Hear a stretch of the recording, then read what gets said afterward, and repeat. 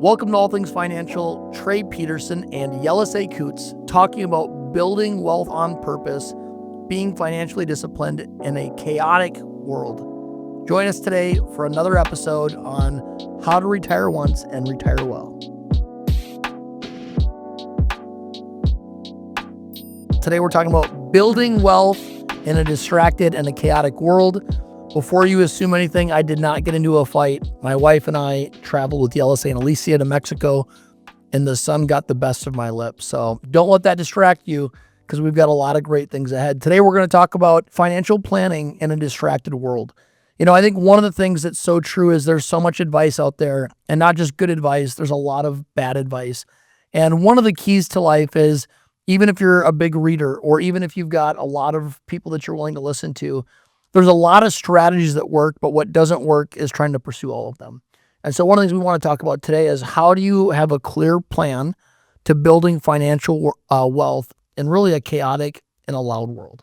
I think what makes it really chaotic too is, I just read something maybe about a year ago where it showed that in 2025, it was the first year where the majority of Americans consume their news through social media, more than just like legacy media outlets. The stuff that our parents are used to, CNN, Fox News. It's not that people don't go to those sources and those sources have their own problems, but you just think of like just how social media is structured, right? These short sound bites that are designed to create an emotional response. They're designed to generate, engagement. And I think that creates its own problems. And I think that, when you're talking about chaos, financial freedom, financial success isn't built in chaos. It's built in clarity. Yeah. Yeah, I agree. And I think too, social media is, in a lot of ways, it's a liar, right? How do you separate somebody that's a high income earner from somebody that's actually creating and building wealth? Yeah. I was recently talking with somebody, and they're high income earners, but they don't own their own house. So they've got no equity, basically have very little investments. And so even though they're bringing in a lot of revenue, that revenue is all going out. And so if their income slowed down or stopped, they actually don't even have a net worth. All they have is a powerful income. Where one of the things that, you've done, and one of the things my wife and I have done, I don't know percentage, but we save at least 35% of our income between real estate and investments. And so one of the things that is powerful is not just having good income, but going, what am I doing to diversify to make sure that if this slowed down, or if this was reduced, or if in a certain amount of time that it went away, that we can still make it till I find my next. Income is rarely the problem. Right. I mean, I think I said this in a few podcasts ago, where, we talk about like, what are the key ingredients to building financial success and wealth? It really has little to do with intelligence. It has little to do with income. And it's kind of a little bit more boring. It's more about discipline and consistency and developing the right habits that help you make a difference over time. A bunch of good decisions over time that end up in a different result. One of my favorite quotes is, consistency is the key to all long-term success. Yeah. And so even, a lot of the families that we get to serve, if you think about it, and I know you know this, most of them are not high-income individuals. Yeah. A lot of them made $60,000 or $80,000 or $100,000 a year, but over 40 years, maybe they started at $40,000, but over that time period, they consistently saved, they continued to invest, and a lot of times that money turned into $500,000 or $1 million or several $1 million.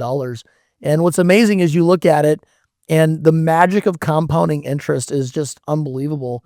And we even run into people that, they have great income. They might make $500,000 a year, but they start investing at 50 years old, and based on a certain lifestyle and based on maybe only having 15 years to make up for 20 some years of not retiring. And we actually see that it's actually better to have started sooner at a younger age and stayed consistent. But back to the whole chaos piece, whether it's somebody who, I really think the challenge is disassociating yourself from like what's happening on Instagram, because I feel like that's a whole world that like you get connected to, and it's very different from your actual life that you're actually living. An example, last week, you and I were both in Puerto Vallarta, Mexico. That's how you got the beautiful sunburns on my lips. That Sophia said, make sure you address it, because people are going to wonder why you look so ugly today.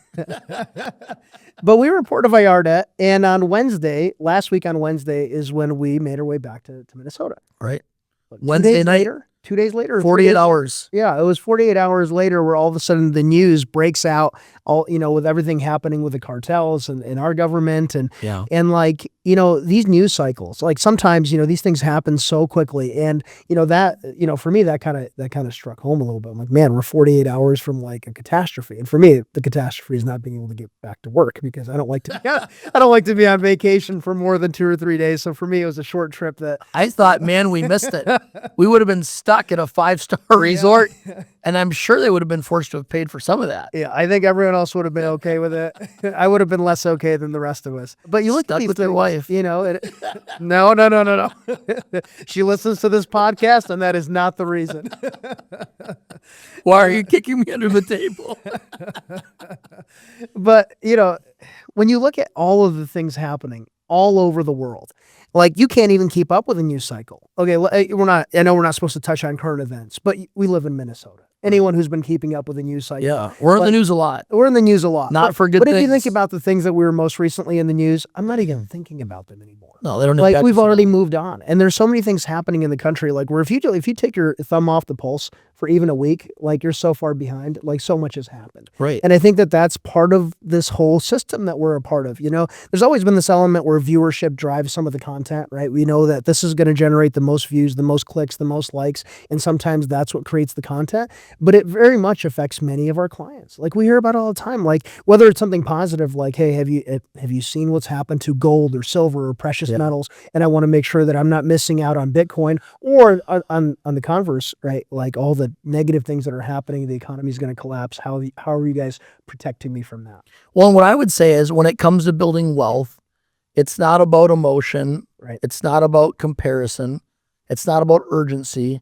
The key is consistency. And there's a lot of ways to do it, but what doesn't work is changing your strategy every 6 or 12 months or every 2 years. What you have to commit to is how much of my finances am I going to invest in the stock market? What percentage do I want to invest in real estate? What percentage of my income do I want to invest, in my business? Yeah. And so the thing I would say to people is it's not about the new thing, the hot thing, the sexy thing. I'll never forget at Oral Roberts University, we had a professor and he was a serial entrepreneur, very, very, very successful. And he would always say, like, invest in the boring things. Yeah. Like if you're thinking about starting a business, like don't invest in Krispy Kreme donuts. Like you probably know, but Krispy Kreme over a season, it was so successful that they were able to say, hey, if you were going to open up one, you have to open up 4. And people were just like begging to get a Krispy Kreme franchise. Well, what they realized is even though it was hot for a season, it was a fad. And they ended up shutting, I want to say like over 70% of them down. And so it was a great real life example in that I don't want to chase shiny objects. Right. I want to be consistent. I want to create a plan and I want to stick to it. And I would say one of the challenges that we have today is social media. It's TV. It's competing with other people. It's the emotional piece of the neighbor's wife has a brand new Escalade, so I need one, right? It's the neighbor just got a brand new Ford F-350 truck, and if he has one, I should have one too. It's the neighbor's kids are in a private school. Why can't we afford a private school? Yeah. And what they end up doing is they actually end up literally competing with, everyone knows the Joneses. It ends up costing them financial peace. I know a lot of, friends and people that I'm close to, they're high income earners. They make $250,000, $350,000, $500,000 a year, and they're literally living paycheck to paycheck. And on the outside, it looks like they're living the dream, but they have no financial peace. And one of the things I'm thankful for, and you know this, we're less conservative than you are, but one of the things I love is that when I log in online and I'm not thinking about like, can I swipe my debit card? Like there's plenty of savings there. Or if we're on vacation, I remember getting started being married and I was like, we have to only spend this much on this trip. And so like you're watching and you're checking in, but I think more important than having like the Escalade or your kids being in private school or some of those big things is it's underestimating the value of financial peace. And so one of the things I would just say to bring it back is don't get emotionally attached to things. You can like things, but don't give up financial peace for it. Don't buy into what social media gives is this urgency that you need to get rich quick. If you're trying to get rich quick, you're in for a life of disappointment and difficulties. And don't let comparison drive your decisions. And so that would be my formula for, building financial success is create a plan, be consistent, and let time help you win. Yeah. And I think to summarize, I would say don't make your financial decisions based on a feeling. stick to a plan. Right. And, to piggyback a little bit off of what you said as well, one thing that has actually challenged me, and for some people, they'll find this valuable, and I know we're not discussing it in this podcast, but when you talk about living off of margins, and that strategy for how you choose to make financial decisions, especially when in terms of budgeting and how you give yourself permission to spend, I think that's actually given me a little more permission to spend, because as my income went up, I kind of always, I always thought I kind of get stuck in like, hey, well, that's still very expensive. It's not that I can afford it. It's not that it's within my margins, but it's like, hey, that seems outrageous to spend on something like that. So it's just, I still kind of think that way, but I feel like it's challenged me to expand, my own permissions that I have for myself when it comes to budgeting and spending money. Yeah. So I think some people, especially our engineer clients, are probably wired more that way. Well, I think here's the summary of it is don't be a budget person, be a margins person. Yeah. So our business coach, Keith Kraft out of Dallas, Texas, I think he does an excellent job of saying it this way. And I've always lived that way. I think just it was maybe in me because I was too lazy to keep a budget and like track the details. But what he talks about and I think is super helpful is if you live within margins, then you don't have to track the little things. So what's an example of that? So we're big on tithing. So the first 10% of our income, it goes to our church. The next 10% goes to retirement. And now we've really pushed that to 15%, in some years 20%. And then I would say offerings. And then the 70% is what you live on. So whatever you make, if you live on 70%, you're going to win. And then one of the things that we both have found too is, if you're making $70,000 a year, 70% is harder than if you're making $200,000 a year. But as your income grows, like my wife and I, we make sure that, we're giving our 10% tithe, and then we're sowing another, depending on the year, 5 to 10 or 15%, but then we're investing 35. And I think as your income grows, you're able to live on a smaller percentage. But then what's a blessing to that is that when you watch your money grow, because I'll remember, 10 years ago, I'd never seen how compounding interest works on your behalf. If your natural tendency is to be like a sales or a marketing person, when you work hard, you want to be rewarded for it. And so one of the things I would say to people is make sure that you're putting yourself in a position to benefit from compounding interest, because what it'll do is it'll change your perspective of what satisfies you. One thing that you mentioned, when it comes to keeping up with the Joneses, worth mentioning in this context is the Joneses just aren't your neighbors anymore. And that's really the problem with social media. It's not just the guy down the road, or, I feel like people just generally were more private. But now when somebody makes a purchase, when I've made a purchase, not me personally, but my wife occasionally, when we make a purchase, she'll post about it because she's somebody who, she's relational. For her, she actually loves having her life on display. She loves people being a part of that, that interaction that she gets from the comments. That does something for her where she feels like she's more connected to her friends. Well, I mean, people to know her. Yeah. But you're no longer keeping up with just the guy next door. Right. And there are actually, I don't know if you know this, a number of studies that show that if you consume a lot of seemingly positive content where somebody is celebrating a lot of their wins in life, this perfectly curated life, it's actually leading to more unhappiness and dissatisfaction in your own life, rather than what you might think, where, hey, this is going to encourage me to do the same. Well, I think that depends on your perspective, and I would say your personality too. And personality, right? So you and my wife Steph are more alike, and Alicia and I are more alike, where for you, like if you purchase a new vehicle, it doesn't do a lot for you to have 20 people congratulate you on that. Now, maybe you'd want the couple people closest to you because it's nice to be celebrated. But what I would say is you're probably good with 2 or 3 friends, where Alicia wants to have 20 plus. And Steph and I are that way, right? Steph's good. Steph would say, your sisters are enough. Talking about my sisters and her sister, and she has friends. But for her, if she just had my sisters and her sister, it's enough. For me, it's I would go crazy if I only had 3 friends, because I love connecting with people. I love hearing about experiences. But I think you also do a good job whenever you're sharing something. You're not doing it because you need somebody to give you a pat on the back. You're actually using that as a way to encourage them to also do those things. Yeah. And I feel like you've always done that with a lot of your wins, Well, I think, so that goes back to, not to share quotes, the whole deal here, but Pastor Keith's quote, Keith Kraft, which I love, which is, greatness causes one of 3 responses.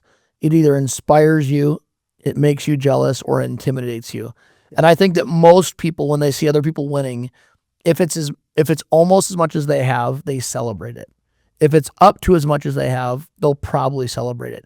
If it's more than they have, they go, well, why do they need that big of a house? Why do they need that nice of a car? Because what I have is enough. And so I think one of the things that's a benefit is I was raised where if people are passing me, it shows me what's possible for me. So I don't get jealous, I get inspired by it. So one of the things I would say is don't get jealous of other people, be inspired by other people's greatness. But I do think you're right. I think social media has caused a lot of people to live outside of their margins. And what I've found, because we started living outside of our margins when we were young, because I love buying things, is that the satisfaction of the thing wasn't as great as having financial peace. And so, don't let emotions, don't let urgency and comparison decide how you spend your funds. Yeah, I think whatever that feeling that you get, that satisfaction, that temporary satisfaction you get from buying something, it'll never be as satisfying as having financial peace and knowing that you actually, you can survive an emergency. And I don't know what the stats are, but I know that they're like just insanely disheartening when you look at how much people actually have in terms of emergency funds on average in the country. So we know that this is a huge problem that people have, because when you're trying to keep up with the Joneses, whether they're your neighbors or people online, like if it's forcing you into credit card debt, if it's forcing you to have financial instability, if it's causing problems between you and your spouse, which a lot of times finances are the biggest sore spot that most relationships It's the number one reason why people get divorced. There's no way that whatever that thing you bought and whatever satisfaction you gained is going to be worth it. Yeah. So what does building wealth on purpose actually mean? I'm going to hit on three things for me, and it's different for everybody.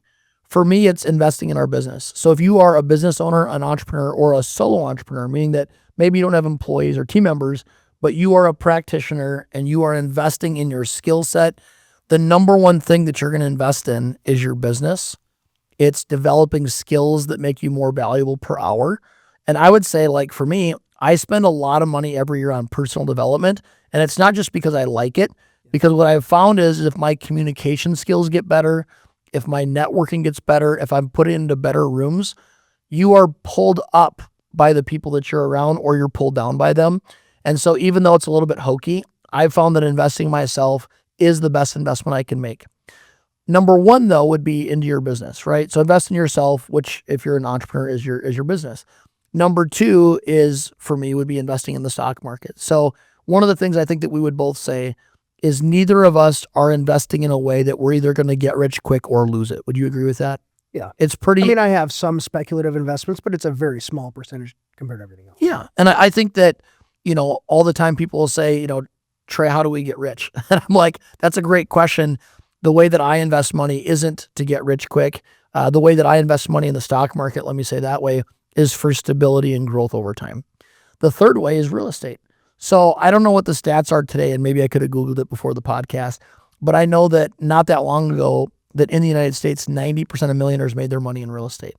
And so for me, that third leg is real estate. The other thing I like about investing in real estate is I could have a couple $1 million sitting in the stock market, but I'm not enjoying that. Like for me, those numbers sitting there, even though it's important to have it, isn't fun. It's not exciting. I don't get to use it. And so that's why I've got three legs: the business, investments in the stock market, and real estate. And so one of the things I would say to people is you need to decide or pre-decide what is your risk tolerance and what are the 2 or 3 buckets that you're going to focus on, instead of investing in 10 or 12 things and, hoping that this industry or that industry or your buddy's business takes off. Being focused and being consistent over time will create wealth. What would be your feedback on how you picture yourself creating wealth? Yeah, I think a couple of things that I want to say. So like, I'm always surprised whenever we meet with someone who's like a little early on in their investment career, because the overwhelming majority of the people that we meet with are retirees. And I feel like retirees, based on employer plans that were introduced probably during their career at some point, and just how they've been accustomed to investing, they seem to understand like the concept of how we invest. They know about diversification. They know about certain funds. They know about the market and trends and things like that.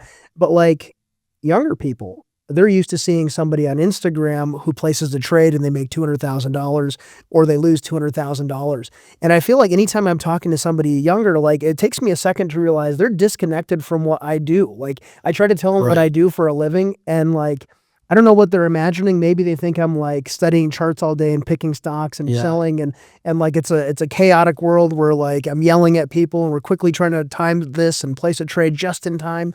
And it's, and I feel like having a reasonable expectation, like kind of what you said, if you know the things that you're investing into, it's not to get rich quick, but it's something that over time, it's one of those small decisions, or if you do enough good small decisions over time, it'll lead to the result that you're hoping to achieve. Yeah. And I think that's an important thing to point out. But I think you covered it well, without, sounding a little redundant, at least in terms of the three things that you would, recommend or how you would look at investments over time. I definitely agree with investing into your business, investing into personal development. Yeah. And also I think the one thing that I would add is also into your family. And I think that even though you didn't say that here, I've heard you say that many times, where a lot of times you think that like you have to get these things in order before sometimes you can even begin thinking about a family, or before like really your family comes into line. And I think I agree with you that actually the family piece, even though for me it happened a little bit later, like we already had our business established, Right. then I got married. I feel like I find that success, not only do you enjoy it more when you have somebody to enjoy it with,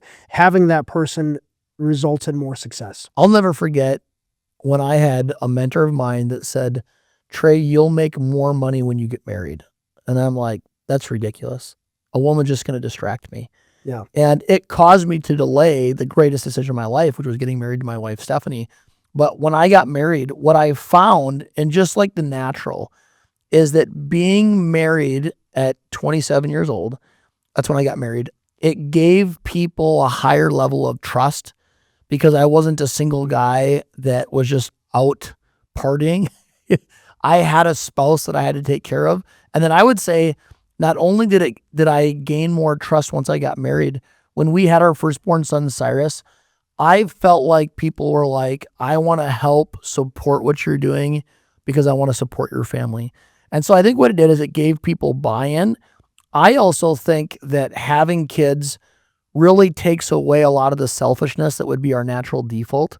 And I think when people see that you've been humbled by a crying baby at night or you're going through difficult things, it's not that they're celebrating that you're being challenged. I do think what it does is it creates trust that you're also having some difficulty, just like they've had difficulty. And so what I would say is that family should always come first. One of the lies that I bought into is that I had to have a certain level of income, I had to own a home, I had to have a certain amount in savings before I could provide for a woman in my life. And one of the things that my wife said to me that I'll never forget, she said, I don't want to come into you having already been successful. I want to build this together. And I just remember thinking, this woman is so impressive, but I want to build the castle and I want to have the income before we get married. And so one of the things I'm thankful for is we ended up getting married when I had good income, but I hadn't really built any assets yet. And we built everything that we have together. And one of the things that I would say is I wouldn't have what I have had I not gotten married and been married to somebody that was a contributor to our success. One thing I would say is that really highlights some of the differences between men and women just in general, not for everyone, but some of us. And also it entirely depends on who you marry. And I will not be recommending that my wife listen to this podcast. I'm not referring to her at all, by the way. So it's true. But here's what I would say it leads into is the cost of a lifestyle creep. I have a leadership and coaching business because I love developing people. And I had a couple that called me and they said, hey, I just got a $30,000 a year raise, which, that's significant. I mean, for them, it was a 30% income raise. And he said, one of the things that we are thinking about doing is buying a new home and buying a new car. And I remember thinking, the first thing you're going to do is eat up all of your increase. And so I told him, I said, can I recommend something? And he's teachable. And he goes, yeah, please. And I said, take at least 4 months, maybe 6 months, but take at least 120 days. Don't purchase a new car. And I said, nobody loves a new car more than I do. In fact, like when I think about my hobbies, like a new car might be at the very top because I love fast cars. And I said, but don't go purchase a new car. Don't upgrade your house. Wait 4 months and just see what it feels like for you and your wife to finally have some fun money. What does it feel like to be able to actually go on a date and buy a steak instead of just go get an ice cream cone because money's so tight because you just had 2 or 3 kids? And for my wife and I would say more rewarding than when we had the finances to go get a new car or to buy a nice house was when we had the money to go, we actually have some room and some fun money to relax and have peace. And so they went 4 months and they were like, hey, we've decided we're going to delay the new car, but we feel like we really do need the new house. So I said, well, what percentage of your increase is the new house going to take? And they said 40%. And I said, okay, well, don't commit to anything else that eats away at the other 60%. So now you can still move into a new house and you still have 60% of that increase for fun money, for playing, for buying your kids toys, and really just to create an emergency fund for financial peace. That little bit of breathing room that you have. It's everything. Like there's no new car that will give you that. Right. It just, whether it's money for the kids or anything. But I would say the other thing is, I mean, when if you're going to trade that for depreciating assets, like a vehicle or something else, like at a minimum, like I feel like at least the house, at least that has the chance to gain value. At best, it's a savings account. Yeah, it's savings account potentially. You're building equity in your house, whereas with a car, like it's quickly depreciating. So one thing I wanted to do is switch gears a little bit.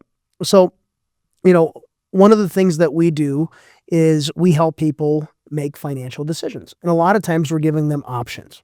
And one thing that I found was interesting, like I've always heard you say this, don't give anybody too many options. And when we're talking about, the world of social media, how fast the news cycle moves, how much content is out there, how many voices there are that are competing for your attention, there's just so many options to choose from. Yeah. And I've always heard you say, hey, in any setting, whether you're talking about life insurance, whether you're talking about investments, like you're killing people with options. And I found this interesting study in preparation for this. It was an Oracle study that found that 90% of people, they wanted to have as much data as possible.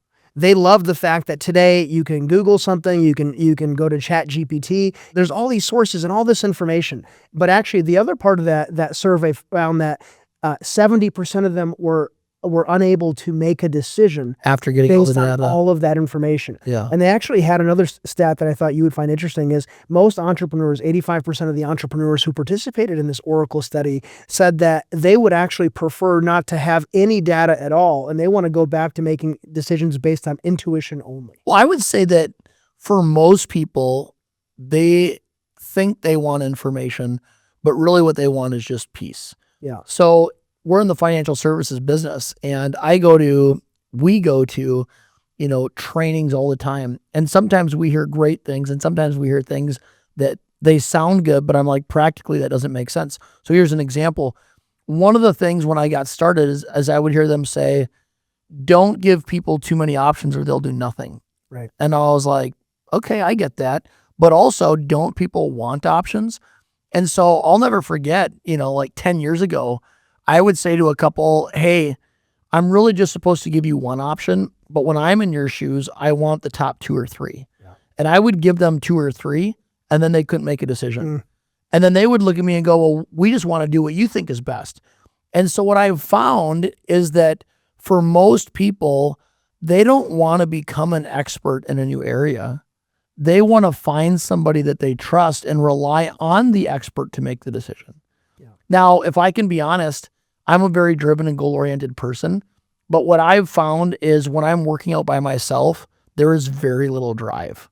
But when I have a coach or a friend that I'm competing against, there's almost nobody with more drive. Yeah. And so what I would say is that for me, in a lot of areas of my life, I'm going to do the homework, especially financial stuff, business stuff, investing in real estate.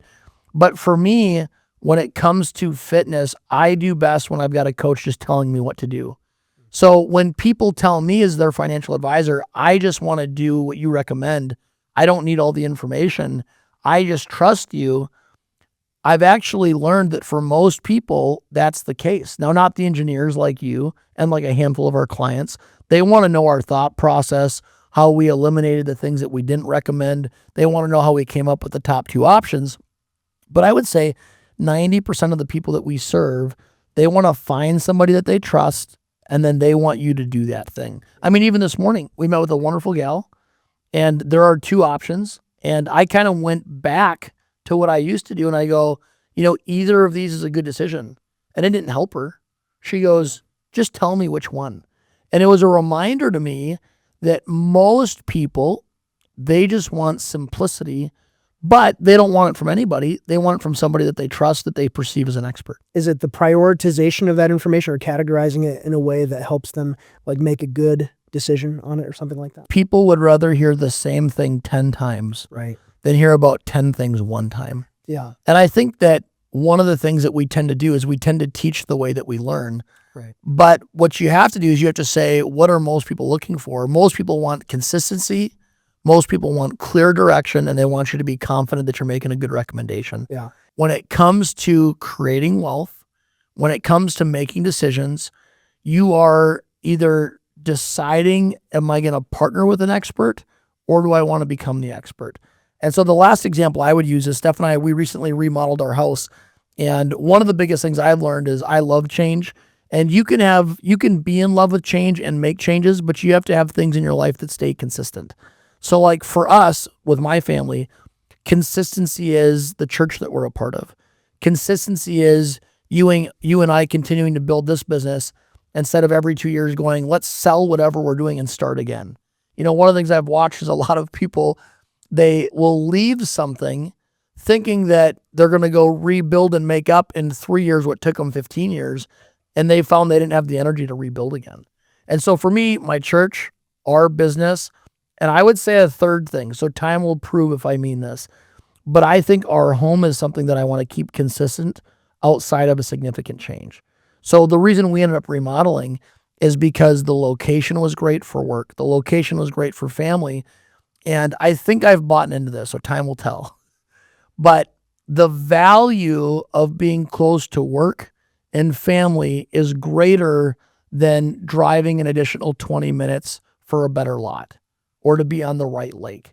And so for us, what I've decided is I want my wife and my kids to have some things in their life that are so consistent that me changing everything else around them because I need change doesn't impact them in a negative way. It just adds to the consistency. So have rocks in your life.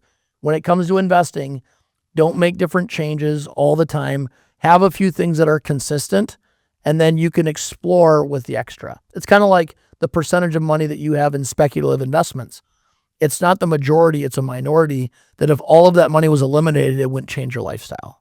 Just a quick example. You've probably heard this before, but I thought this was interesting, and it's right in line with what we're talking about. Have you heard of like the famous jam study? Like, different jams, peanut butter. No, let's hear it. In the peanut butter and jam section of grocery stores, what they did was they set up two different displays. And one display had 24 different flavors, and the other display, I think it had like 3 or 4 different flavors. Okay.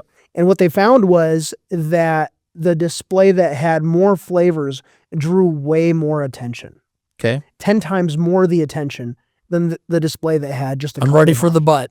But the display that had fewer options resulted in 10 times more sales.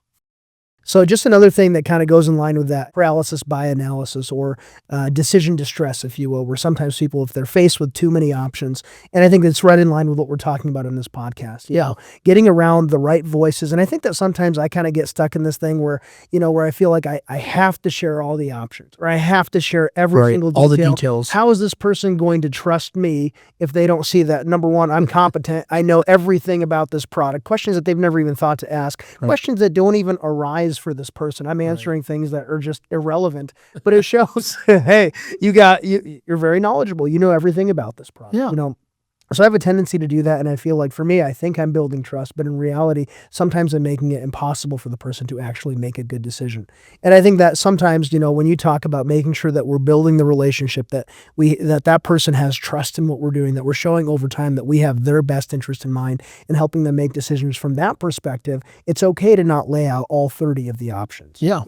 I think that for you, and I'll talk about for me, but for you, walking into the meeting, it's important to you that you have all the information. Yeah. But understanding that just because you need it all doesn't mean they need it all. Right. Now, for me, it would be not just being confident in a recommendation because a friend of mine or another advisor is, it's understanding why it's the best. And then when I present it, knowing enough instead of just assuming everything's going to work out. And that took time to learn too. So let's wrap it up. The key to building wealth is consistency, Discipline, I would say diversification, but not too much diversification. Yeah. And then I would just say is pick 2 or 3 voices to listen to and follow people that have the fruit that you want. Right. I think that we live in a world where there's so many voices, there's so much chaos that people are trying this guru's thing and that guru's thing. And it's kind of like when you think of diets, people will say like, I did the Atkins diet and it worked.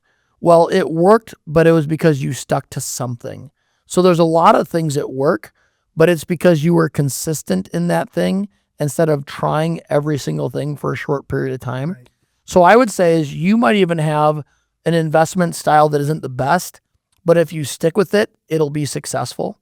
And so I'll come back to this. Consistency is the key to all long-term success. Find 2 or 3 voices, find 2 or 3 things that you're going to invest in, continue to do that for decades, and you'll end up winning. I think that's great. Thank you for joining us today. We look forward to having you on the next podcast on all things financial. Advisory services are offered through CG Advisory Services, LLC, a registered investment advisor, and through Guardian Wealth Strategies, LLC, a registered investment advisor. CG Advisory Services, LLC, and Guardian Wealth Strategies, LLC, are separate and unaffiliated entities. The topics discussed on this podcast are for educational purposes only and are not intended to be investment advice or recommendations. Listeners should consult with their own financial professionals before making any investment decisions.